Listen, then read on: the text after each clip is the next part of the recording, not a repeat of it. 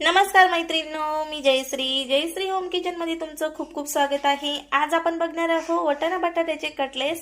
तर त्यासाठी लागणारे साहित्य बघूया।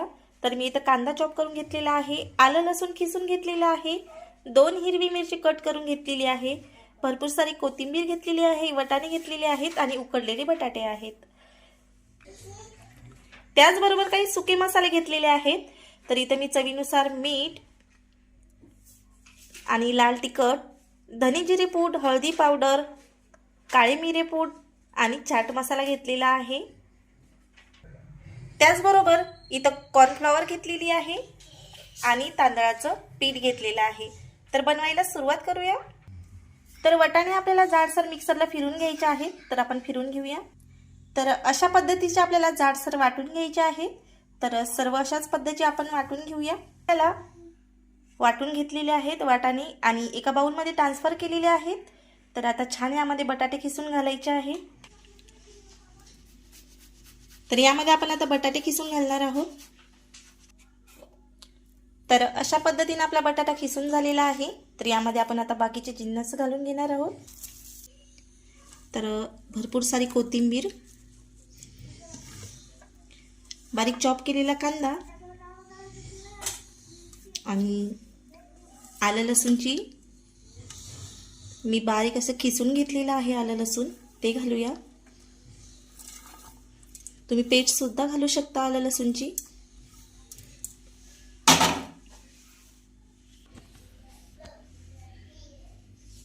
तर हे सुके मसाले जे मी तुम्हाला आधी दाखवले होते ते सर्व यामध्ये घालायचे आहेत।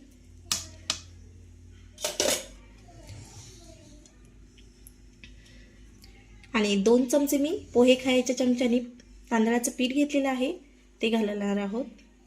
याने छान कुरकुरीतपणा येतो। या जागी तुम्ही बेसन पीठ सुद्धा घालू शकता। आणि 1 चमच घालत आहे मी कॉर्नफ्लॉवर।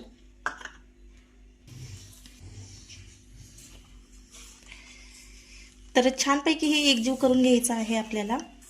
तर एकजीव करून घेऊया। तर मस्तपैकी आपला एकजीव करून झालेला आहे। तर याचे आपल्याला आता छोटे छोटे बॉल्स बनवून घ्यायचे आहेत, टिक्की टाईप। तुम्ही हव्या त्या शेपमध्ये पातळ जाड असं बनवू शकता।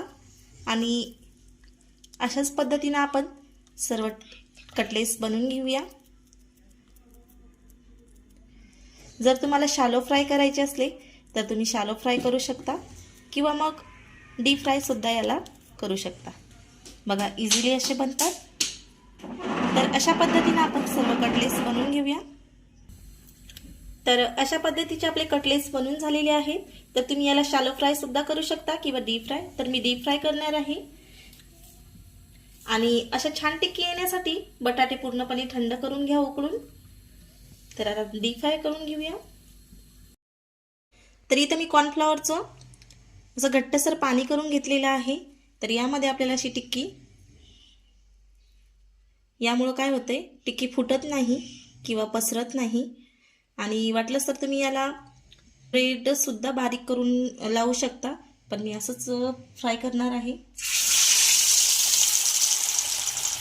तर अशा पद्धतीने मी डीप फ्राय करून घेणार आहे।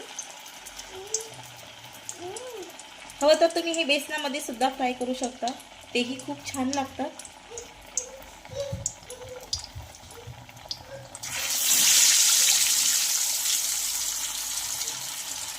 किंवा तुम्ही मग शॅलो फ्राय सुद्धा करू शकता।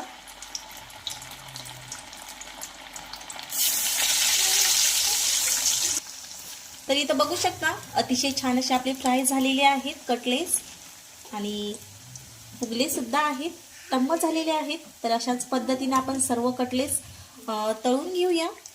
तर इथं बघू शकता अतिशय कुरकुरीत असे आपले कटलेट्स झालेले आहेत। आणि हे कटलेट्स तुम्ही पावसोबत सुद्धा खाऊ शकता, वडापाव सारखं। तर अशाच पद्धतीने आपण सर्व कटलेट्स फ्राय करून घेऊया।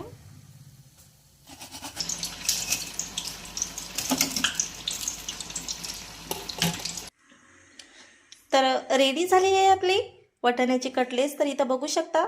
आणि त्याचबरोबर मी छोटे छोटे बॉल्स सुद्धा फ्राय केलेले आहेत। तर अतिशय छान आणि कुरकुरीत असे आपले कटलेट्स झालेले आहेत।